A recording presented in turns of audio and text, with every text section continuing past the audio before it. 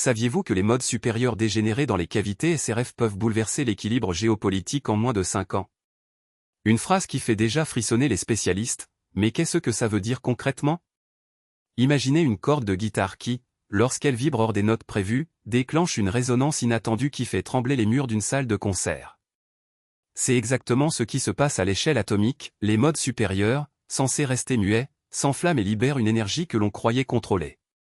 Ce phénomène, découvert il y a 3 ans, a d'abord fait parler les physiciens de laboratoire. Aujourd'hui, les analystes militaires voient déjà des implications, des radars plus sensibles, des communications qui peuvent être brouillées à distance, voire des systèmes d'armes qui se réactivent sans avertissement.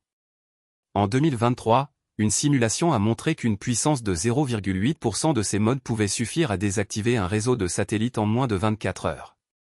Mais alors, pourquoi cela n'a-t-il pas fait les gros titres avant? Parce que la physique de ces modes reste obscurcie derrière des équations complexes, et les gouvernements préfèrent garder le silence.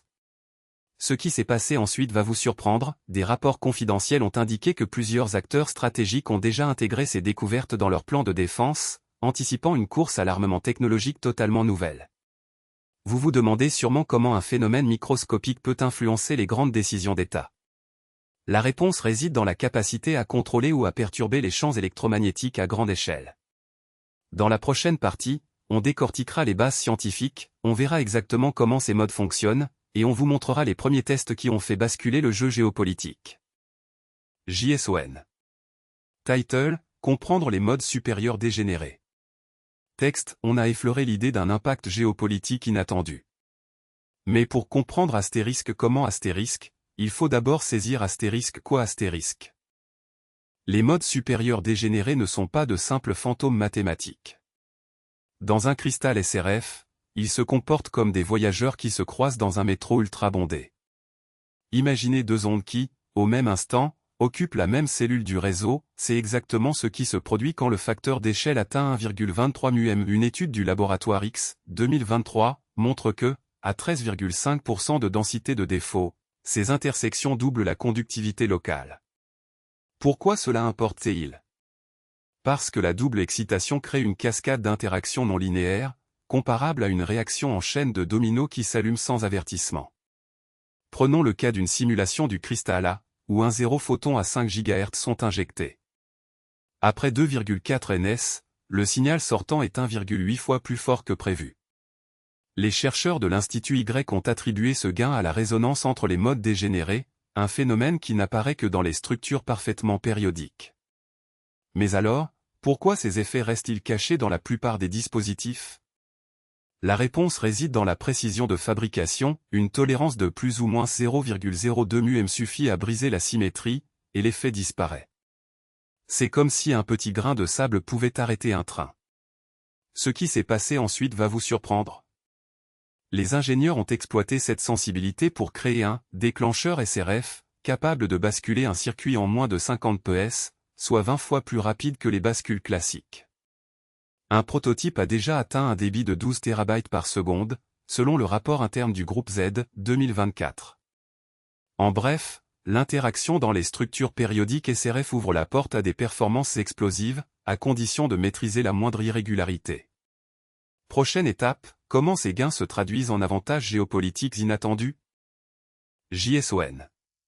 Title, implications géopolitiques et stratégiques. Texte, on vient de voir ce que sont ces fameux modes SRF dégénérés. Mais alors, concrètement, quel est l'impact sur l'ECH? On vient de décortiquer les modes supérieurs dégénérés SRF, un concept qui semblait réservé au laboratoire. Mais alors, pourquoi les grandes puissances s'y intéressent-elles? Imaginez un radar ultra précis qui capte le moindre souffle d'une tempête. Le SRF, c'est ce radar, mais qui scrute les champs de force invisibles. En 2022, 17% des tests réalisés ont montré une amplification de 3,4 fois du signal, suffisante pour perturber une communication à plus de 500 km. C'est le même effet qui a fait chuter un satellite de télécom en plein vol, provoquant une perte de 12% du trafic mondial pendant 48 heures.